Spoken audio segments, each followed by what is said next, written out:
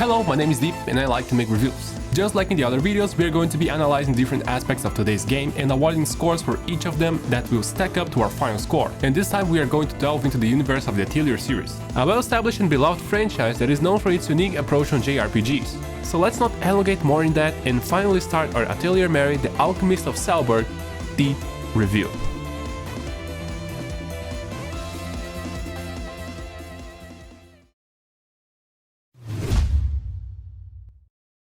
Okay, so as I said in one of my previous reviews, the first hour or so of your game is probably the most important, because the players decide if they're going to continue playing it roughly about that checkmark. And since I started realizing that I was talking about game design traits all around other categories, it made sense for me to just integrate game design to different categories and to create this one since I feel like it's important and I do have some stuff to talk about. It's honestly a little bit of an experiment. I want to see how I feel about this category, so let's just go for it. Before even anything starts, you need to be introduced into the narrative of the game you're playing. Atelier Mary starts by a narrator stating clearly that that is a world of sword and magic, and that is not a story about heroes. It's a story about the people that live their small lives and their daily stuff. And this is a great start. We were given the exact setup of the game. After that, the starting scene is Mary's teacher talking about how she's not being doing well, how she's just a mess, and how she'll be given one last chance to do it right and become a real alchemist in 5 years. And that's basically it. I know it doesn't seem a lot, but we are actually given some good information out of this mild dialogue. We were given Mary's personality traits, we were given the situation she's in, and we are given the context she's in. We were not given much context of much outside Mary's situation, but since the game is focused on just Salburg and its surroundings, and that it doesn't seem like much else is happening elsewhere, this is actually concise. We are also allowed to play the game very early on it, just literally after maybe a minute of dialogues, and that's good.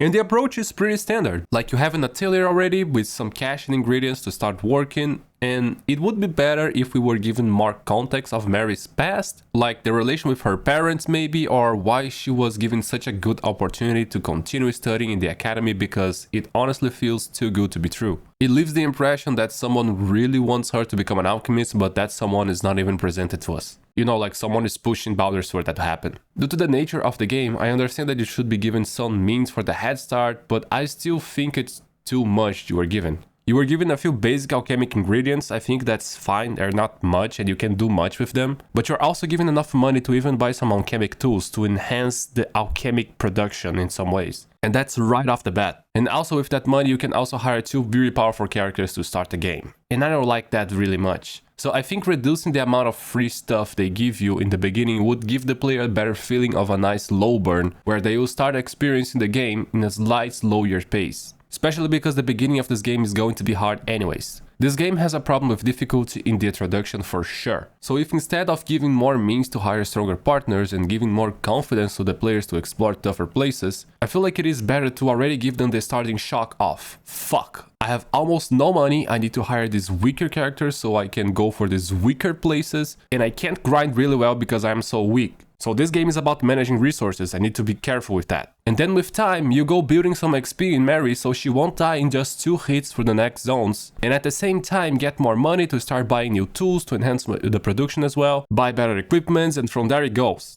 I feel like this is the kind of intention they had originally, but they felt so scared to go all the way with it that in the end, it ended up like the middle term, which doesn't feel very nice. To me, I feel like you either go for the zero to hero approach or you don't. And in terms of hand-holding, well, this game doesn't do that at all. You are in the world and that is it. I feel like this is a bad trait for this game because the tutorials are just text dumps with a minor immersive element of being notes made by her professor. But in reality, yeah, they are just text dumps that you are supposed to realize you can read in the wall if you ever notice them. And I have to say, I am used to playing JRPGs, to the point that I know that you should basically try to interact with everything you can see if there is anything there, but there is a lot of people that don't really play that genre, and I can really see them missing the tutorials completely because of that. And I don't think that's a good thing for this type of game, where there is a lot of things you need to be introduced to the concept of. And even the tutorials itself lack better information than what they are given, so they are really awful.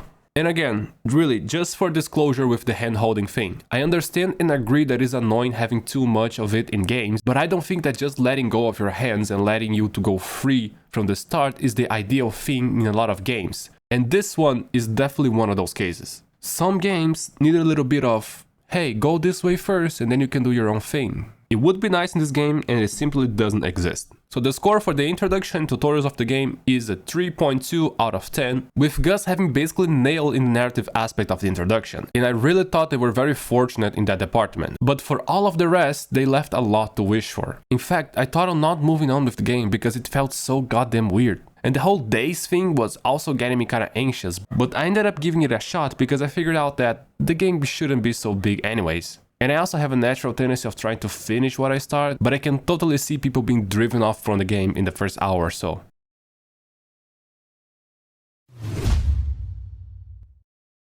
Atelier counts with chibi anime designs mixed with pure anime designs for aesthetics, so basically is a JRPG from the 90s. It's a type of aesthetics that definitely resists the battle against time. Obviously nowadays we have titles that have the same approach but look way better. Its own remake is there to prove it to us. But independently, this type of style is still somewhat charming. In terms of proportion, I can't really say it's a perfect job. Everything seems to have correct proportions when we compare the characters with everything around them. We just don't have size differences between characters, what makes them seem to have all the same height. And I don't think that's a thing that should happen when the race you're representing in your game is the exact same race we are. Light and shadow play are somewhat similar, they do not exist as particles but as ingrained designs. And for what I could see, they are in very similar levels of quality. However, for some reason, shadows seem to be non-existent in the battlefield and in the character models, which is something that is quite disappointing because, contrasting with that, we have very well-drawn backgrounds with great display of light and shadow play.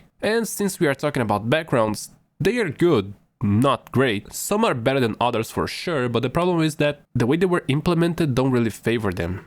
They are for sure the best designs of the game, but they're always being blocked by either the battlefield or the interface, and okay, backgrounds are supposed to be in the background, but not like that really. They are not made to be these great side scenes, and there is also no transition between the actual world to the background, so the way they are being used is kinda off. They are more like to give the vibe of the place you're at rather than serve as more of a traditional background. I didn't enjoy it very much, but it's definitely better than not having backgrounds. And with that, I guess it's now time for us to move to the specifics like characters, items, objects, and the world itself. Let's start with the world because it's easily the worst of them all. And it's bad. The floor looks bad, the wall looks bad, the arenas look bad. Their only saving grace are those specific tile floors that have reflection on them. Those look nice, but all the rest, nah. The architecture and the other objects are in a similar level, but is slightly better since they have nice details here and there, but overall it's not a huge difference anyways. And the items don't have any physical representation in the overworld. The only time we can see them is in the interface with the exception of the weapons. This is the only class of item that appears in battle. And the items that I use for alchemy almost look kinda nice, and there is a lot of them, but yeah, that's basically it. For the characters, they are, well, not horrible. There is a green boss in this game that is just a mess. It really looks terrible, but the rest is not that bad. They are just very simple, and the inspiration for their designs is nothing special either. The representations of the characters out of their chibi form is definitely way better, but they are too kind of similar in coloring and details. Like, the thing is, with the remake as a direct comparison of how they could look, it becomes evident how much the company evolved in this department, so it doesn't make much sense to drag over this. The character models are not bad, definitely, but to say they look good, well, nah. And for last we have the effects, nah. The graphics score a 2.3 out of 10, and I don't think anybody will see this as a surprise. After all, it just needs a single glance to know that you won't be playing this game for its graphics. There isn't much to say to conclude, and this will be a recurring thing in this review. It's an overall outdated game in multiple departments, and graphics is just one of them.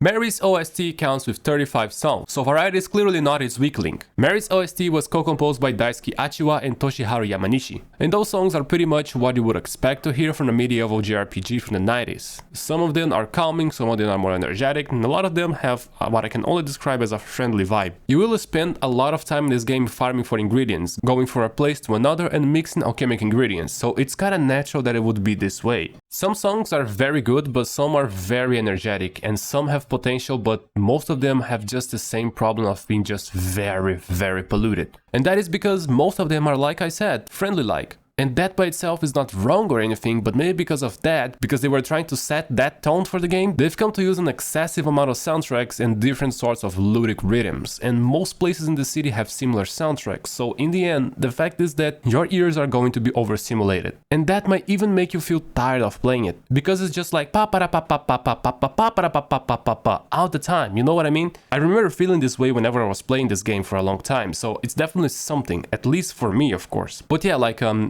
I said, there is a couple soundtracks that I actually like. Now, I'm not saying they are the best soundtracks of all time or anything like that, but I'm saying that they are solid.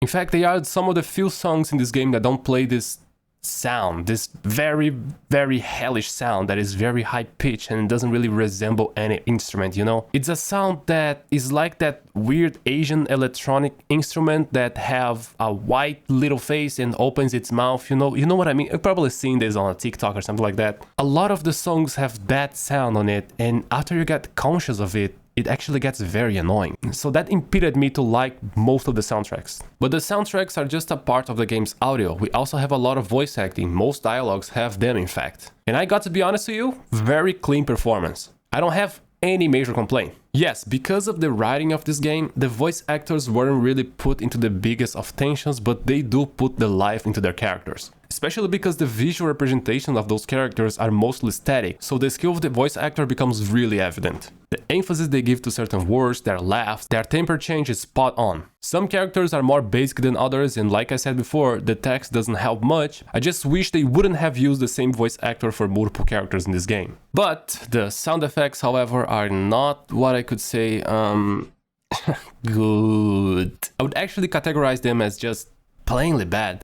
To start things off, there ain't much of them. A lot of the items and interactions have the same sound effect, and this is obviously not ideal. Not to mention that they aren't realistic nor funny, they are just audio representation that something just happened, which is the very least. But for instance, every time a hit connects with the enemy, they will trigger the same sound effect. The sound effect of what I can only describe as the sound you create on your head whenever you read the comic that is written thud. It doesn't matter if it was triggered by a sword or a lightning, you will hear a thud, or at least for the vast majority of them you will. Items and some skills trigger more sound effects, but they are just very abstract. They don't seem to follow any logic whatsoever, and that is not even the saving grace of, oh, at least they are well edited. No, because there is a small delay between the animation and the actual sound, and this delay is very consistent for everything, so I can only assume it's intentional, and I can only wonder why. And adding with that, the way the soundtracks switch between themselves is very abrupt, so that tells me that the sound editing was really not well done. The audio in Atelier rendered at 2.7 out of 10, had the soundtracks not being so similar and not having that fiendish sound, the score would be at least a 3, I think, which is about what I was expecting to be. There isn't much to say aside from that. The audio in the game is below average in multiple departments compared to modernity, but that actually says more about the higher quality we have nowadays rather than the other way around.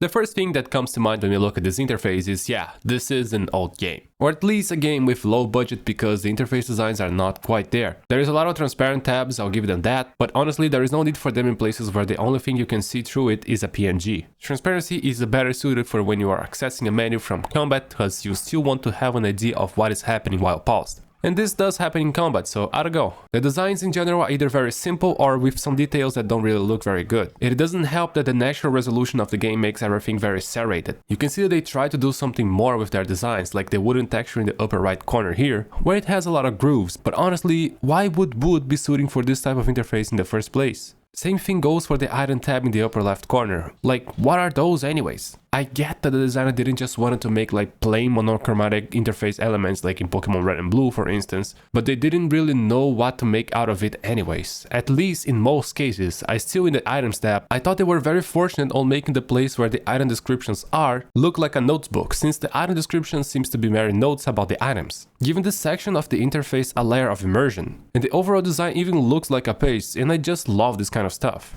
Unfortunately for the designs itself, I don't have any other compliment. They were aware of using illustrations to help with identification. Items that have healing properties are pictured with a leaf, items that focus on buffs have the sun-like insignia, and items that do damage have a lightning. Also, when Mary can craft an item with the ingredients she has in the bag, her face is being displayed on the left of that item. It's a good start, but also having illustrations to differentiate the healing items from each other more easily, for instance, would be ideal. And it doesn't help that the description for what the item does is only displayed on the equipment tab. And to make matters worse, in the items tab, the spinach is described as an item that has nothing special going for it, but is good for the body. So you would assume that, okay, this item is supposed to be used just for synthesis, but no. In the equipment tab, its description is that it heals for 25 HP and increases your defense. And I don't know about you, but when I eat an ordinary spinach, that doesn't happen.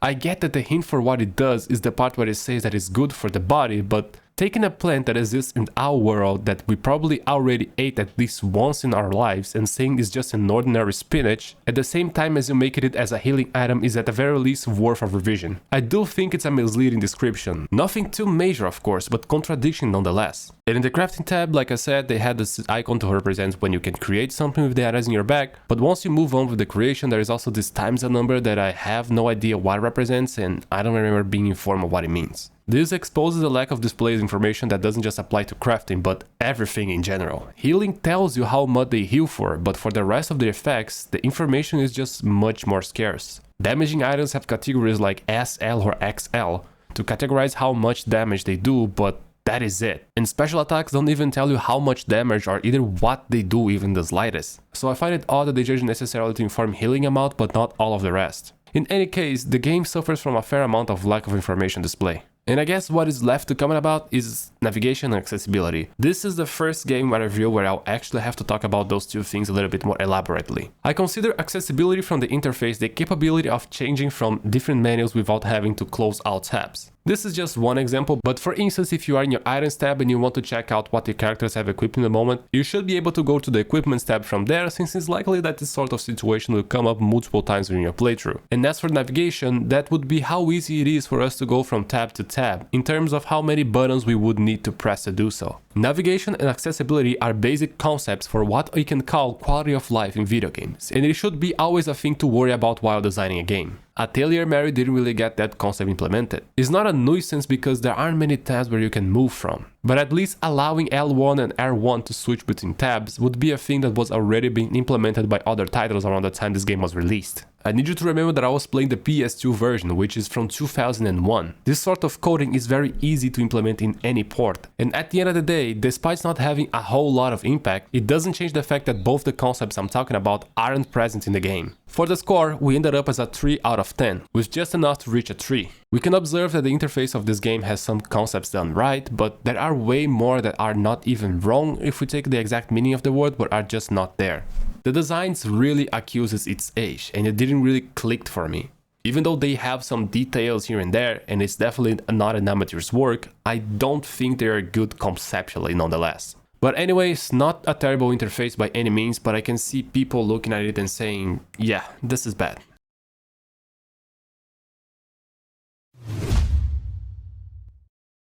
Alright, let's talk writing.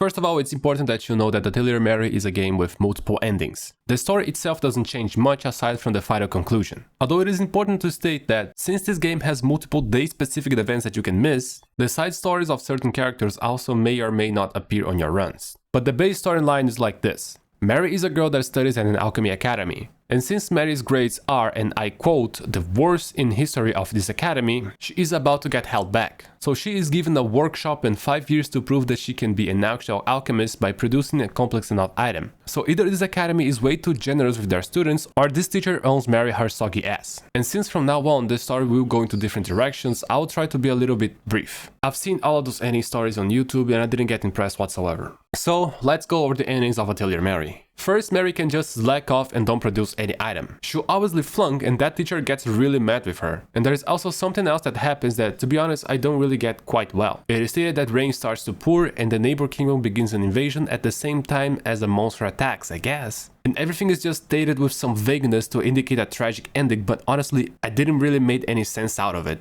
Next is the regular ending, where Mary produces a decent enough item, but really just decent enough to pass her exam. And it's later shown that she was able to open her own shop. Her teacher seemed to be almost disappointed at her for the result, as she expected more from her. And even Mary ends up feeling like she could have put a little bit more effort into it. So it's basically a regular ending. The next ending is even more simple. Mary produced a philosopher's stone, making her qualified enough to become a teacher, and so she does. On this next ending, Mary produces every single item available, making her qualified to pursue the title of Maester, that I assumed it was like a researcher. That really wasn't properly explained, but I think that it's safe to assume that it's like being an academic researcher. On this next ending, Mary defeats the last boss of the tower that appeared towards the end of the campaign, which is by the way the ending I got. Her teacher tells her that maybe her calling is rather becoming an adventurer instead of an academic, and suggests her to do so since her feat was not a small one. That monster was apparently a big deal after all, and it's also said that Mary saved the city she's in, which kinda makes some sense over the bad ending I mentioned before about the monster appearing on the graduation day, but that event is not even mentioned in any other ending aside from that one, and I think that is just something that should be at least mentioned. Nothing about the invasion from the neighbor kingdom is mentioned either, so it kinda just makes it seem that those bad things happening and Mary's lacking off are related somehow, and I don't really think that they should have this relationship. It was not approached at any time, never. And then we have the last two endings that are very similar. On both of them, Mary cures her best friend Shia's frail body with an elixir, and Shia won't die in the game even without the elixir, but she'll get better with it. On one ending, just Mary is level 50 and she goes on adventures alone on the kingdom, and on the other, both of them are level 50 and go on both on the adventure. For me, the most interesting ending is the bad one, just because there are things that wasn't really well explained. Not that this is any sort of quality, but all of the other endings are just meh. They're all just brief resumes of what happened afterwards, and 6 out of 7 of them are just very happy in terms of Mary just ends up happy and that's it. There is no much variety in her future. And like I mentioned, there are side stories too, and I guess Shia is the one that has the longest attention. I remember, for instance, them both scheduling to go out one day, but Shia doesn't appear, and then we understand that it was because she was not feeling very well that day. But like, all the stories don't really go much further in terms of complexity or even by generating any interest. The only one that I enjoy experiencing was that Pop's hair elixir thing, and it was because it was just so funny. It was meant to be just a silly joke and it ended up like that, and it was awesome. But even in Shia's side stories, there is inconsistencies, like if her sickness was so bad to the point that there were days that she couldn't even leave her house, how come she can be hired to go outside and have battles alongside with Mary? Like sometimes these girls would be fighting monsters, bandits and dragons, like what the hell? It doesn't really make much sense, and the fact that the name of her illness is not even revealed to us is just lazy writing. At least I think it wasn't mentioned. If it was, Joe, completely my bad, just disconsider this comment. But at the end of the day, the game presents a nice message, which is nice. It's a story about putting an effort on things in life. Sometimes you are putting an effort on things that are not really your calling and wasting your potential. Sometimes you just need to trust yourself more and, keep grinding, and eventually spoils will come out accordingly. Sometimes you may feel like you just want to put the minimum amount of effort possible and that might pay out, but in the end, you and the people that know you well know that you could have achieved better if you have pushed yourself maybe a little bit further. And sometimes, don't do anything and the result is obvious, even with all the opportunities right in front of you. In the end, everybody has multiple routes in which their futures may lead to, and one is not necessarily worse than the other. Do what you want to do because you know what you want to do and give it your best. Eventually, you are fated to reach somewhere. The writing received a score of 4 out of 10. Honestly, I was expecting a 2 or even a 3, so it actually surprised me positively. Turns out that the story being very simple makes it so that there isn't much to screw up too. I don't remember seeing major inconsistencies, loose ends, and any screaming flaw. The story is not bad to enjoy either, so maybe in the future I'll have to put the different ways in certain categories since I'm not 100% confident on giving a foreign writing for this game. But in any case, for now I won't think too much over it. Atelier Mary doesn't have a bad writing, so we might as well stick to 4 for now.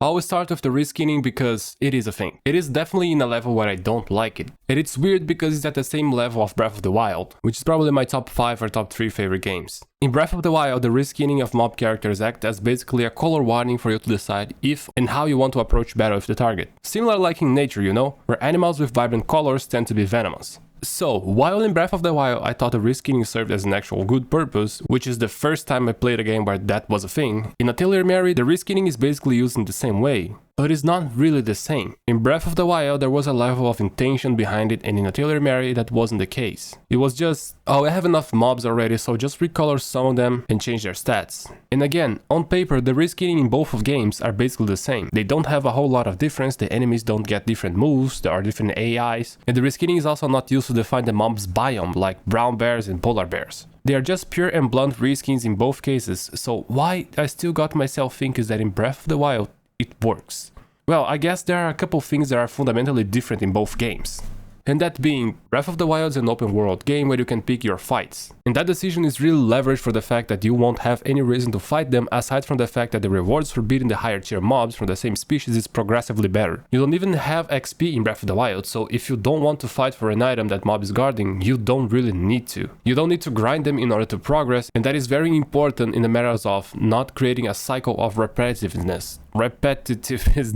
Oh fucking lord. When you are already fighting for the same enemies. So what is different really is that in Atelier Mary you can't pick your fights. The encounters are randomly generated and you can only just get the same items from the mobs from the same species as long as I could notice. You just get more of the amount of items from the higher tier mobs. And to be honest, every item you get from the mobs is an ingredient or money. So even if the item was different, the purpose of choosing to keep having these encounters would still be to grind an item and not because you just want to have that encounter at all. So yeah, even though I recognize that in paper the reskinning of Atelier Mary and BTW are the same, I would still give different scores from them because in practice they still feel very different. And that is a section where I judge annoying characters, and I love to give 3 points to games that don't have any, and in Atelier Mary they don't have it, which is great for everyone. And now we are going for more specifics. Mob characters are literally in the game for no reason besides being grind kill. There isn't even quests involving getting rid of some because they are causing trouble or anything. Except maybe for the bandits, but even for the bandits it's like they are not even human at all. So you can just replace the bandits by literally anything else and it still would be the same. There are some differences in the mobs in terms of casting spells, and some put you to sleep and stuff like that, but you don't really have much stuff different to deal with.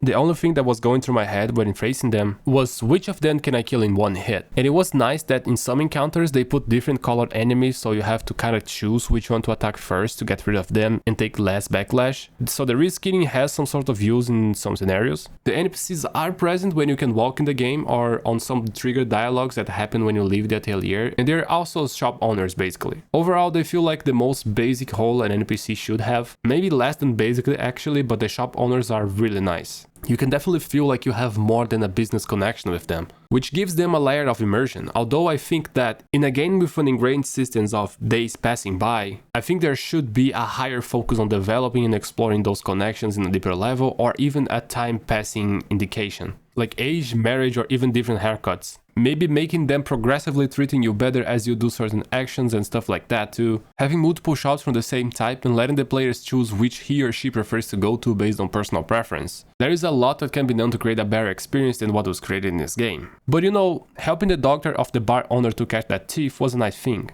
Helping Pop with the hair growth potion was hilarious, and the way those NPCs speak to Mary to a more personal level is nice. There are just some weights in the balance that made me think about the rest of the NPCs, and that ended up making me feel like the score should be a little bit reduced. And the game doesn't have many proper enemies. It has bosses that are dragons, elementals, or demigods, or whatever the thing is. And I guess a bandit leader too, so those are examples of what I consider antagonist characters that are not just mobs. They are weak in every sense of the word, combat with them is not satisfactory at all. They don't have interesting stories, good designs, or challenging fights, so there isn't much to them. You either have an insane hard time against them or you beat them like a breeze. In fact, the only creature I consider the main villain or the last challenge of this game is the last monster from the dungeon, and it is exactly like the rest of the enemies I mentioned. In a way you can see us graduating the academy, the last boss of the game, since the main goal of the campaign is that, but that itself is also something that I didn't enjoy doing because of the way this game works in nature. And I guess what is missing for us to cover is the protagonist and the side characters, and boy oh boy, we have some side characters. I thought it was really odd for a game this size having so many side characters, since you can only pick 2 to be in your party and there are clearly stronger characters. But when you think about how this game works, it kinda makes sense. You are supposed to play this game multiple times to achieve all endings, and while doing so, obviously it would be interesting to try using different characters each run, since they all have something that happen when you reach enough affinity level with them. So yeah, you are supposed to commit to them for the long run each run, and doing that with just 3 or maybe 4 side characters would not be interesting at all because the game has like 7 endings. It is nice that they had that idea on their heads while designing the game, but it would be nice that, like the NPCs, the idea would be a little bit deeply explored. The only thing that I triggered with the characters I developed affinity was a delivery quest with a text to read about them as a reward. Like I mentioned with the NPCs, there are things that could be better explored about the side characters, and I won't talk about them individually because I don't think it's worth it. Just like the endings, they are all very similar in the briefness of them. And Mary as a main character is good. She feels the role of a protagonist instead of an avatar, so she does need a few characteristics she does have. She has good and bad personality traits, she has a decent amount of dialogues, her designs matches her voice, and she has charisma. So in general, I think I gravitate more towards the side of being a good protagonist just because I don't really see any flaws in her designs in general. I feel like the actions you can take as her are coherent with the personality the game presented to us, and the things that are missing that damage her as a character are more related to the script itself and maybe a few other stuff. So it's not really... It damages her, but it's not really because of the character writing. Like, it's more about the story and the situations the story didn't put her to. The characters in Atelier Mary received a 4.1 out of 10 and is completely deserved. The game has done some things right, but unfortunately they also have done some things wrong. So the score can't be much high. I think the approach of focusing on characters' relationships is something that is still not being very used well in video games. So it's nice seeing that this was somewhat of a focus on the early stages of the Atelier series. I don't really see many games trying to make the player connect with the NPCs in a personal level very often, so that's definitely a great thing that this game has done.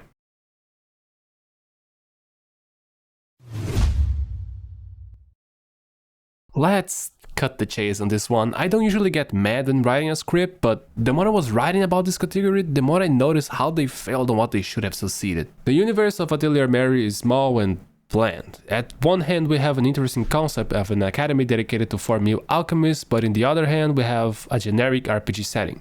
And very generic, I might add. Random monsters disposed in generic locations like in the woods, on a cave, on a mountain, and the problem is not on using generic biomes, but having them and not having anything else. Since we have basically no overworld, we also can't really immerse into the world we're currently in. And it gets worse when the places we can actually go in are so static and colorless, so saltless.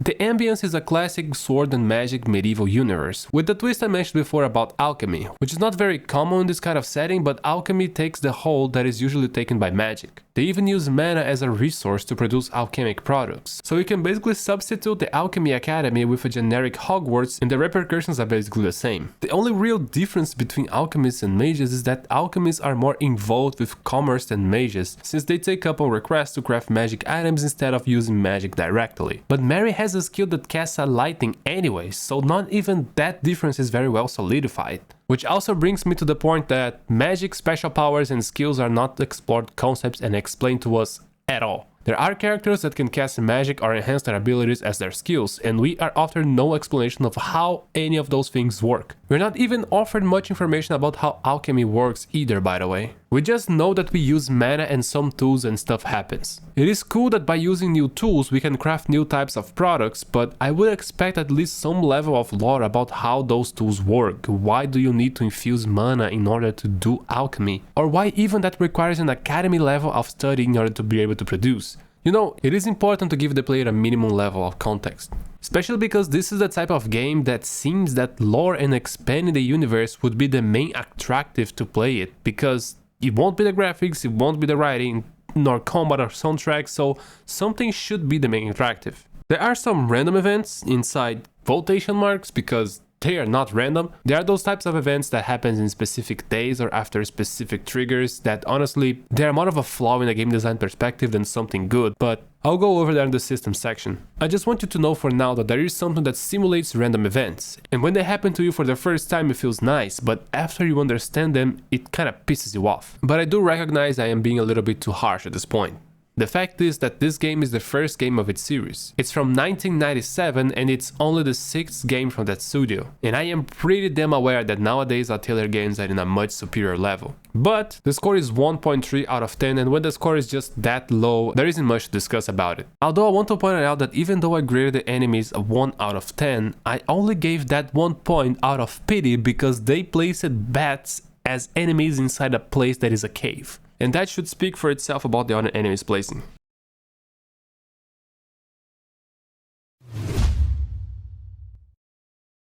Okay, let's get the fast stuff right outside of the bat. Does Atelier Mary's systems have identity? For sure, in a level it has. You won't find a game with the item system being the main factor of the combat, but for all the rest, it's pretty standard. The balancing system is like, there isn't really a stronger tactic in combat because the only thing that is actually worth doing is using the biggest AoE damage, so whatever. The bad balancing comes when you come to choose a partner because it's a general consensus that the guy you can recruit from the palace is the strongest. And to be honest, the two other warriors that have the same AoE skill seem to be the next best option. I haven't played without other characters, but there is a clear balancing issue in this game related to them. And I don't know, it makes sense lore-wise that natural strength differencing the characters and you can do content with every one of them, but honestly, I still prefer when you can choose to pick any character without seeing that clear discrepancy. And the game technically has a collecting system. After all, one of the endings involves crafting all items, but there is no screen to see all ending screens, nor the affinity storage screens or even a proper tab that treats the items as collectibles, so in the game clearly doesn't see them as such. But I'll give them a pity point because technically the crafting tab and the item tab are better than nothing. There are no quality of life systems. Even when I was skipping the days to get the bad ending, it took a minute for the time to pass when it should clearly be instantaneous. The saving system is very minimum, you can save only in your Atelier and there is no quick save, and that's basically it. There isn't any upgrading system. You can kinda consider buying better gear or crafting stronger item as an upgrading system, but I don't see them as such. And speaking of which, the equipment system, like, again, at least it exists, I'll give them that, but it's pretty much the base of an equipment system, nothing more. And their skill system is horrible. Each character has only one skill and you are encouraged to not use them most of the times, since it takes longer for the turn of that character to come back after you use it. And if you don't kill at least one enemy with your skill, you take a lot of rebuke damage. So it's not really worth using a skill that's not gonna kill something, and even if you kill a mob, I would argue that it's really only worth it if you kill at least 2 in most scenarios. And other skills are pretty simple and kinda repetitive too. For the stats system, I kinda like it. Nothing too elaborate, there is magical and physical attack and there is magical and physical defense, there is speed, HP and mana, and that's about what an average stat system looks like. It lacks some stuff to affect the gameplay a little bit more, but that is enough to satisfy. There is also a few things that are considered by the game as stats, so I kinda have to judge them as so. Fame is one of them and it's probably the same as reputation. I think they are at least, but the game didn't care to explain them either ways. I mean, they were explained, I guess, but it was a very surface level. I am pretty sure that it affects some side characters' appearances and the willingness to join your party, so in the end, it's just a bad system. Not necessarily because of that itself, but because you are also left clueless of which characters appears or which characters are going to trigger by some level of fame or not. Like, you know, it's very bad to play with it. There's also the fatigue stat, and as you can expect from that name, is a system that is there to help your time. From time to time, you have to rest because the probability to craft new items will get progressively worse. So you are forced to cure your fatigue at some point by resting for a few days. And it makes sense in terms of narrative, but at the same time it doesn't. Because like, you can spend 10 days straight making synthesis without having to rest. If this was supposed to be immersive, they should have used hours instead of days, and making Mary having to rest for like a day to recover her fatigue fully. I mean, considering if it was at 0, that would still be annoying to deal with, but at least cohesive. Fatigue systems are not very fun to play with, and I just wish it wasn't in the game.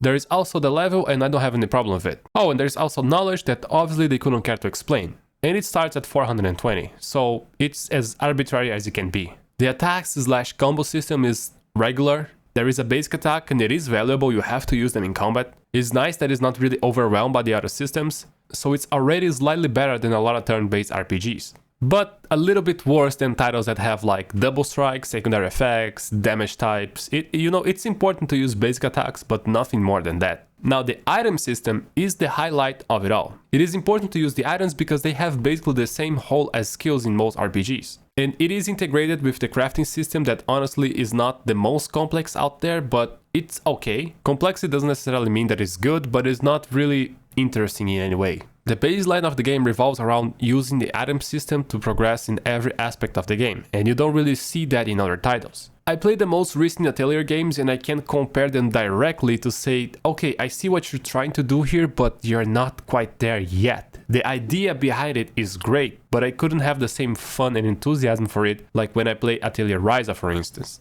But like I said, it's better than some, worse than some, it kinda sticks in the middle of all that. And we are basically done here, but I have another new thing I'm introducing to these reviews. I will be awarding extra points from now on for things that I don't think deserve a proper section dedicated to it, but are in the game nonetheless. Those things can enhance or worsen the game, so obviously I can give positive or negative extra points. For instance, currently the systems category has a cap of 120 points. It can't get any further than that with regular points, but with extra points can go below 120 and below 0, even though I don't think we'll see games reaching those marks. And why have I created this new thing for Atelier Mary? Well, because Atelier Mary has the days system, which is the main reason why I don't like this game so much. I don't really like feeling pressured by a time limit, and not having an option to play without it is not really nice. It makes the game feel more like a match rather than a campaign, and in a way it kinda makes sense since the story is not linear, like you have multiple endings.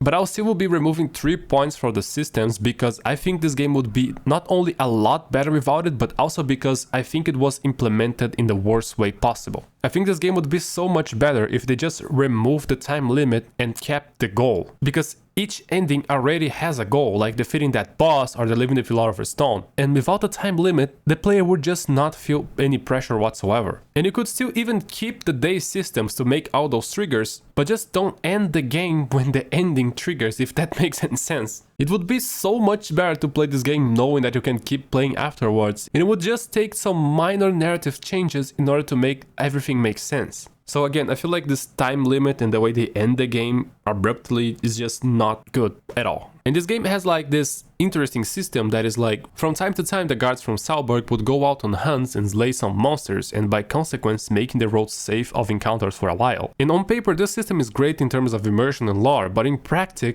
the days just go by so fast that it's just so rare for you to even care about this or plan about this. You will never refrain yourself to go out just because the road will be safer of encounters. It just won't happen because like you have a time limit and you have to do stuff and you don't want to waste time. So like it's an interesting system, but I can't really give a score for it because there is no real application. The systems unfortunately ended up as a 1.7 out of 10. What should be the strongest point of a turn-based RPG turned out to be its weakest link. It was just maybe 2 or 3 years ago when I was introduced to Atelier Ryza and actually met the Atelier series, and I have to be honest, it makes sense that it took so much. Atelier Mary and some other Atelier games that I played have a lot of potential, but as it is, it's really just potential. I am glad that this franchise evolved so much over the years because I really like Atelier Ryza, but I can't just sit here and deny that this game has a lot of flaws. But I have to say, experiencing the evolution of video games is just very satisfying to me. That is just why I love playing those old games and seeing how they evolve over the years. But anyways, that is it for the systems.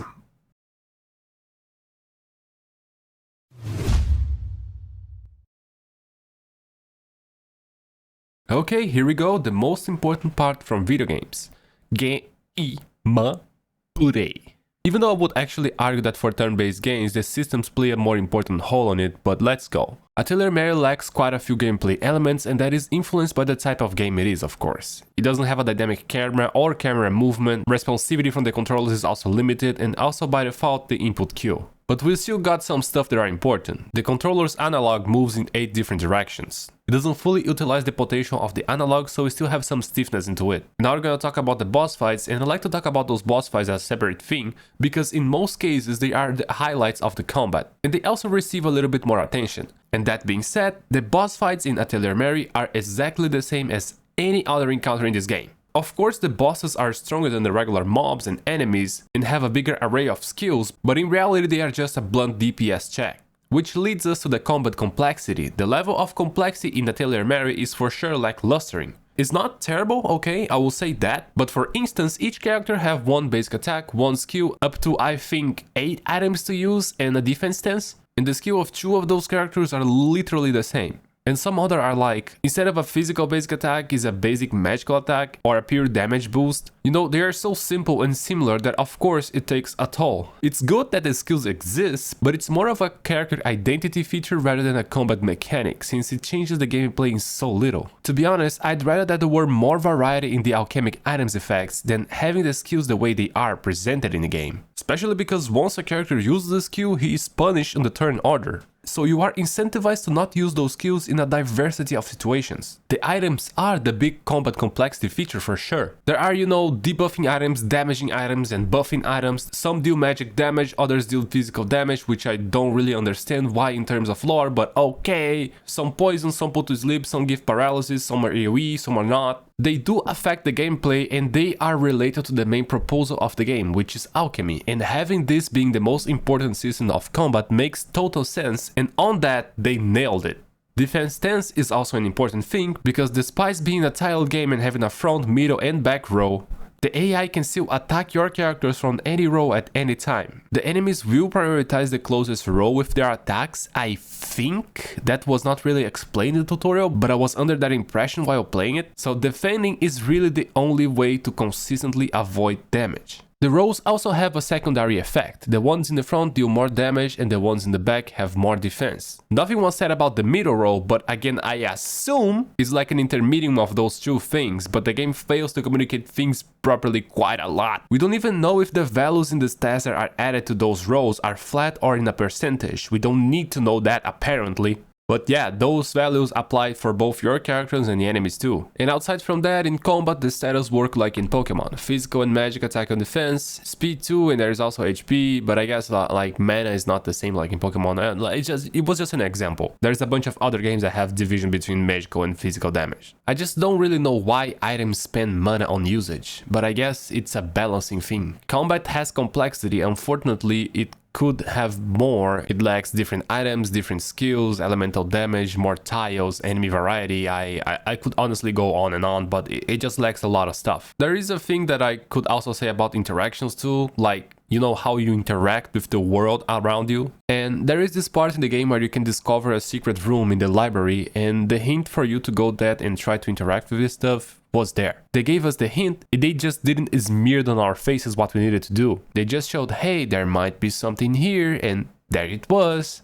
However, I still think they should have put a slightly stronger motivator. Like, the only thing that could lead to the player to the library at that moment was their curiosity. Because Mary barely even recognized that the man that bumped into her was the director. So I think she should say something in the lines of, should I go talk to him, or, you know, something a little bit more pushy.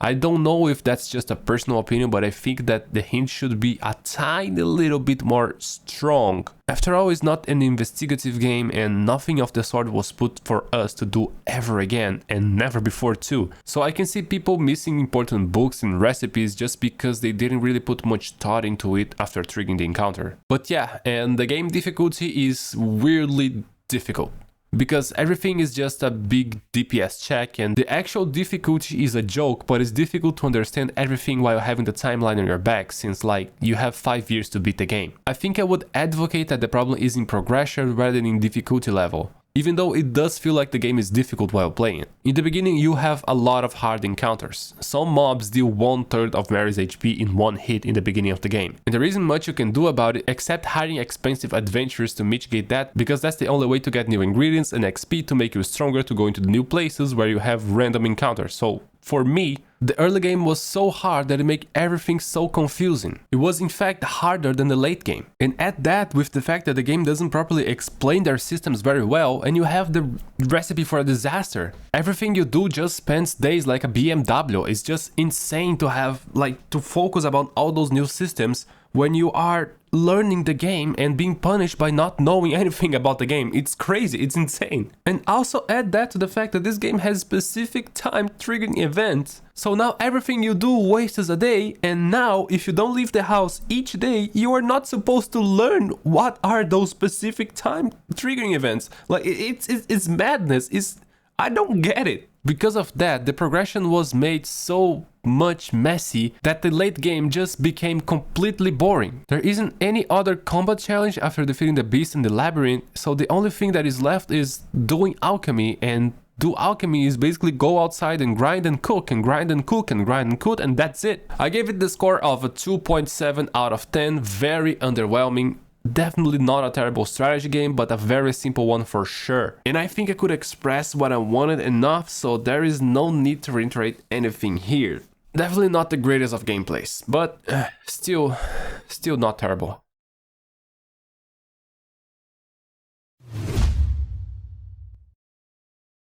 Optimization is perfect, of course, and it has to be. After all, just look at it. The default settings can't possibly be bad or good because they aren't there, so that's cheating. And the same way you can't customize graphics and audio, but that part is actually not ideal. And you can't even remap the controllers, which is something that most PS2 games could do. Also, the default keybinds are weird and weren't really making use of opportunities. The pause menu opens with square, not with start, and I just don't get why? And the amount of menus and buttons in this game are so few that I can't believe they didn't thought about putting some menus in like R1 and L1 for instance, like just as a quick assess. I swear to God the game has 4 to 6 buttons that are not being used whatsoever. And here is the part where I kinda have to inflate the score of this game because I didn't experience any glitch or exploit. And when I typed the title of the game plus those two things, nothing related appeared, so I kinda have to give a perfect score for it. And to be honest, the games back then were much simpler and therefore much harder to screw up, so I feel like even if there is a few glitches or exploits, they won't be that serious. Hitboxes will be getting an average score just because even turn-based games can make minigames and puzzles where there are models that have hitboxes. And the last thing I feel like is worth discussing is the level of choice making in this game. While it definitely exists, like there is different endings and you can recruit different partners to accompany on your travels, I still feel like you're only getting that real essence of choice making from the partner you're choosing. Just because the only things you can get from them is a scene with a piece of their backstory and some exclusive interactions with them, making it so that your choice is mostly influenced by personal preference. While pursuing the ending you want to trigger definitely has a level of choice making, it also locks you into doing certain things in order to trigger that specific ending, if that makes any sense. And I agree that when you put it in the top of the balance, the weight is definitely leaning towards the side of freedom. But my problem with it is that half of them basically involve you focusing alchemy while grinding levels at the same time. There is no like real different path you can take either morally or in terms of variety of things you can do to customize your playthroughs. So you play this game basically with the mindset of, okay, I just beat this game has multiple endings, so just look for the rest of the endings I didn't trigger and play them to trigger them now. And to do that, I need to do this, this, and this. It's similar to Dark Souls 3, where you can trigger that Lord of the Undead ending, but there is just so many specific things you need to do in specific timings that instead of something that you feel like you're choosing to do and enjoying the ride, you're actually just following a strict recipe that will go wrong if you miss a single ingredient or cooking method. And I don't think that's ideal. Even to unlock some characters to become available to be your partners, you have to do a certain event in a specific day, and that feels more claustrophobic than anything in this game. But in the end, my real problem with this is there are no hints on all the day specific triggers and possible endings, and no way to visualize them in a tab. This category gets a 3.6 out of 10, even though there are some 10s here and there was a lot of zeros too. And for this one, the zeros were way heavier than the 10s. The game just has a lot of stuff missing, and that is just a fact. And honestly, this score is still very good for a title from the 90s and even the early 2000s.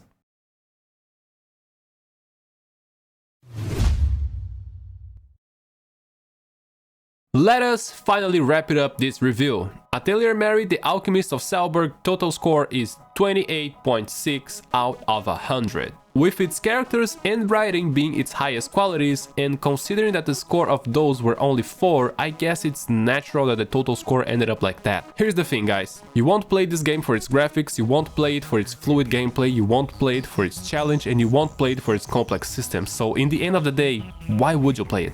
It's a very outdated title. Even with a lot of creativity, that on its own is not enough to win the battle against time. I think we should consider Atelier Mary more a piece of history rather than a game to consider playing. Recently they released a remake of this game on Steam and I haven't played it yet, but man, it does look like a hell of an update. So maybe try that one out instead of this guy if you want to have like kind of a grasp of how the franchise started, but with the years and years of experience that Gus developed throughout all the years of making games. I think it might be worth to give it a shot. But that's it from me folks, I hope you enjoyed my video, subscribe for more, like the video if you want to, stay safe and bye bye.